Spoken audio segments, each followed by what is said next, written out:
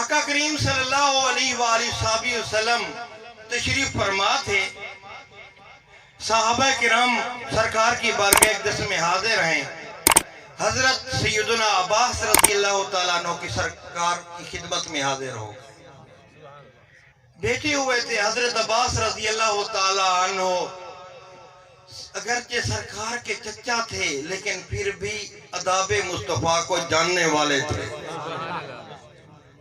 آقا کی بارگاہ اقدس میں دست بستہ عرض کرتے ہیں یا رسول اللہ صلی اللہ علیہ وآلہ وسلم، آقا جب آپ اماں حلیمہ کے پاس تھے، آپ کا بچپنا تھا، اس موقع پہ میں نے ایک عجیب واقعہ دیکھا تھا، وہ آپ کی بارگاہ میں عرض کرنا چاہتا ہوں. آپ سب کی توجہ چاہوں گا، انشاءاللہ دل ٹھنڈا ہو جائے گا یہ فرمان سن کر. حضرت عباس رضی اللہ تعالیٰ نے جب یہ عرض کی، آقا کریم صلی اللہ علیہ وسلم نے فرمایا بتاؤ کون سا واقعہ تھا؟ یا رسول اللہ صلی اللہ علیہ وسلم آپ کا بچپن تھا، حضرت اماں حلیمہ آپ کو قبیلہ بنو سعد میں لے گئیں. ایک دن میرے دل نے چاہا کہ میں آپ کا دیدار کروں. مکہ سے چلتے چلتے قبیلہ بنو سعد میں جب میں پہنچا تو رات ہو چکی تھی. رات کی چاندنی چمک رہی تھی. جب میں اماں حلیمہ کے دروازے پہ قدم رکھا، میری اچانک نظر اوپر آسمان کی طرف گئی. میں دیکھتا ہوں کہ چاند کبھی ادھر جھک جاتا ہے کبھی ادھر جھک جاتا ہے. چاند جھک رہا ہے.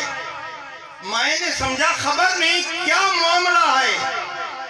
آج چاند جو کبھی چاند مشرق سے طلوع ہوتا ہے مغرب کی طرف جاتے، کبھی دیکھا ہے کسی نے چلتے ہوئے؟ ہم یہ تو دیکھتے ہیں کہ فلاں بھی جگہ پہ آ گیا ہے. کبھی قدم اٹھاتے ہوئے دیکھا ہے، کبھی چلتے ہوئے تو کسی نے نہیں دیکھا. لیکن آج معاملہ برعکس ہے کہ چاند جھک رہا ہے، کبھی ادھر جاتا ہے کبھی ادھر جاتا ہے. خبر نہیں معاملہ کیا ہے، کیا ہو گیا ہے، اللہ جانے کیا بن گیا ہے. میرے آقا کے غلاموں، پھر حضرت عباس رضی اللہ عنہ فرماتے ہیں میں جب آگے گیا تو آپ پنگھوڑے میں سوئے ہوئے تھے. جدھر آپ کا پنگھوڑا جاتا چاند ادھر جھک جاتا تھا. چاند بھی ادھر جھک جاتا تھا. میرے کریم آقا صلی اللہ علیہ وسلم نے فرمایا چچا عباس یہ کوئی عجیب بات تو نہیں ہے، یہ کوئی عجیب بات تو نہیں ہے. میرے کریم آقا فرماتے ہیں تم چاند کی بات کرتے ہو، میں بیٹھا سرزمین مکہ پہ ہوتا ہوں، لوح محفوظ میں جو قلم چلتا ہے میں اس کی آواز بھی سنتا ہوں.